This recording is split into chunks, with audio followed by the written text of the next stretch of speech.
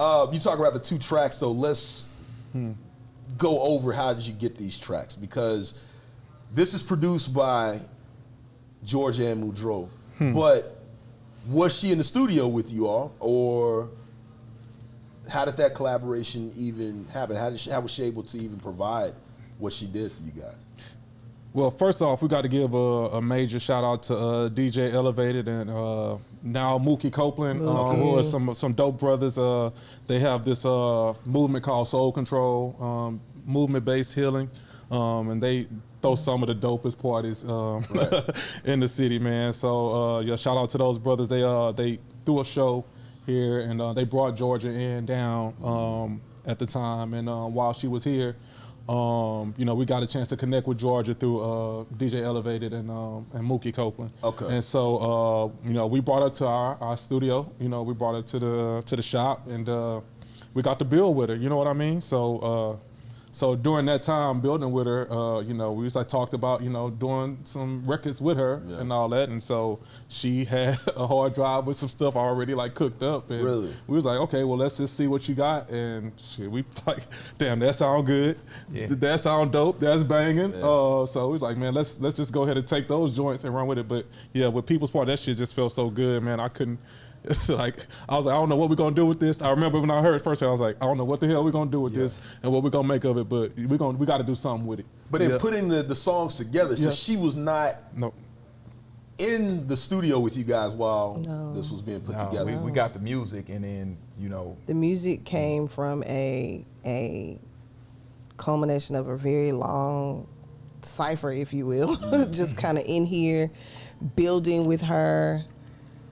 Really talking about, I mean, we talked about everything, like life all the way around. Like the energy was in a really, really, really cool space. It wasn't just like, hello, how are you? Here's some money. I'll have some beats, thank you. It was a very, very, very interesting time period, like that we got to spend with her. And then from that, you know, we got to take home some music.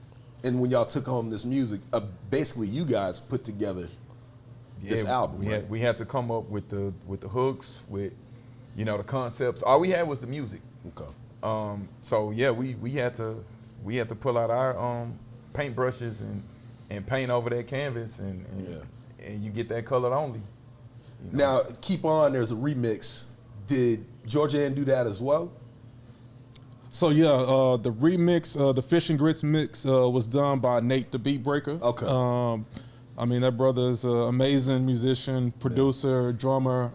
So yeah, he's rocked with so many of the greats of our time. And so, you know, we have a connection with him through Alycia. And so, hey, we was like, man, we need to kind of flip this in a certain type of way. But yeah, Nate the Beat Breaker actually kind of gave us that sauce for the Fish and Grits alternative mix for Keep On. So yeah, shout out to that brother. Now, I mean, with this being a shorter project, EQ had mentioned earlier how he was loving verses from Alycia. Do you guys have any favorite verses from each other on any of these songs? Man, you brought up Keep On. For Sav, that's my favorite verse of Sav. I mean, he said strange fruit.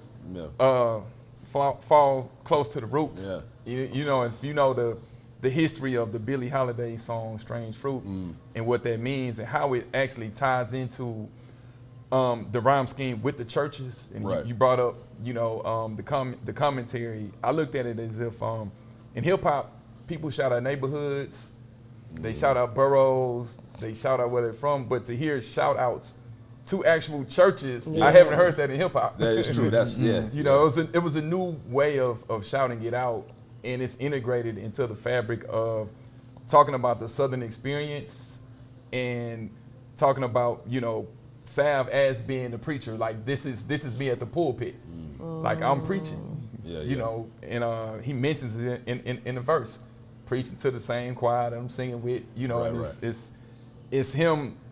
Basically saying, hey, we're here, I'm Minister Sav, I'm giving y'all my sermon, you know, and the blues and the hues, you know, and really taking charge. But yeah, that Keep On, man, the way Sav started it off just to let people know, a lot of people, they listen to us, and sometimes they get a little, they don't know where we from.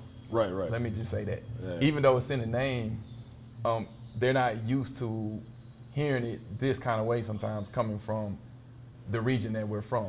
Right. So for Sav to say that and us to touch down with the Southern roots to begin the album.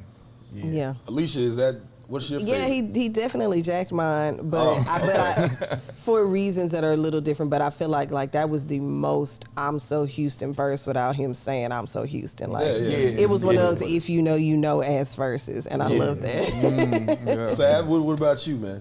Man, there's so many quotables. It's like, man, I could go on and on, but definitely with EQ, I love, actually both of their performances on Media Social, like they cooked me on there. I'm gonna go ahead and say that. They was just, they both was on so much fire on that one, man. Like I said, I got goosebumps when I heard Alicia's voice, the voice and the writing on Media Social, and just the whole verse was just so, I think there's beauty in simplicity.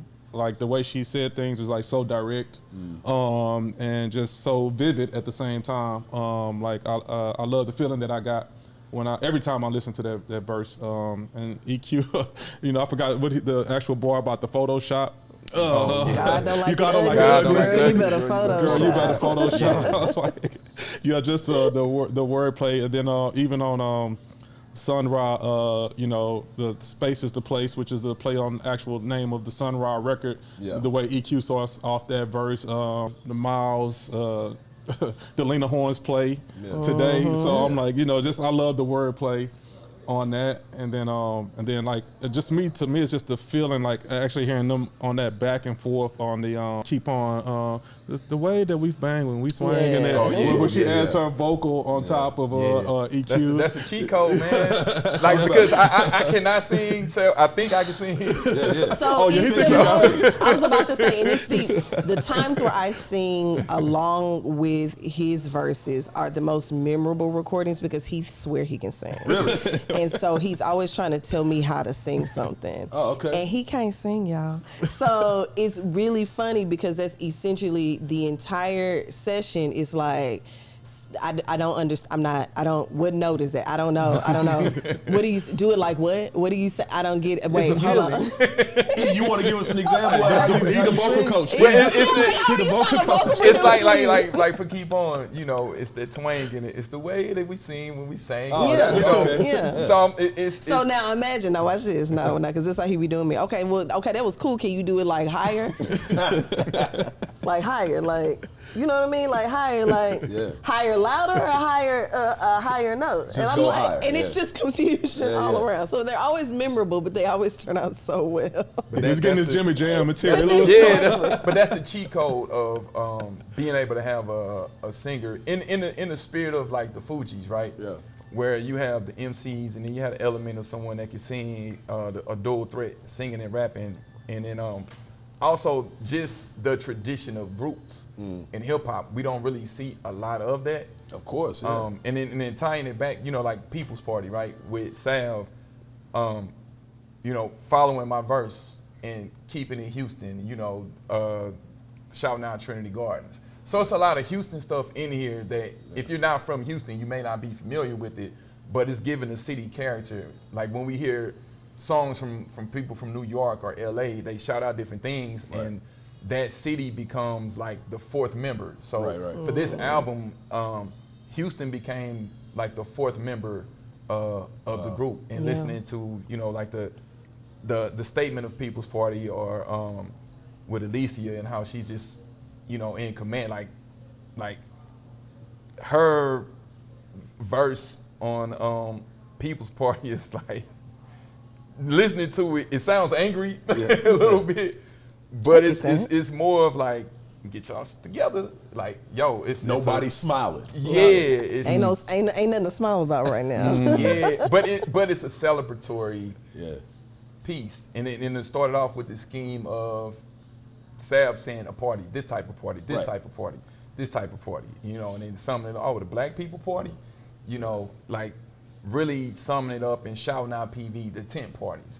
Just certain nuances throughout the album that are things that said that I think that in the tradition of Octavia Butler, how she'll write a book, and then she may write the book, and then later on you go back and you read it and say, man, she was ahead of her time, or you start picking up on certain things that start to happen. So just the manifestation of, it doesn't matter when it was written, you can play this at any given time, and it'll still continue. So, you know, for barbecue, we wanted to give people that good celebratory music at the barbecue. Yeah, that's the cookout record. During the cookouts, you got something to listen to and really be proud of.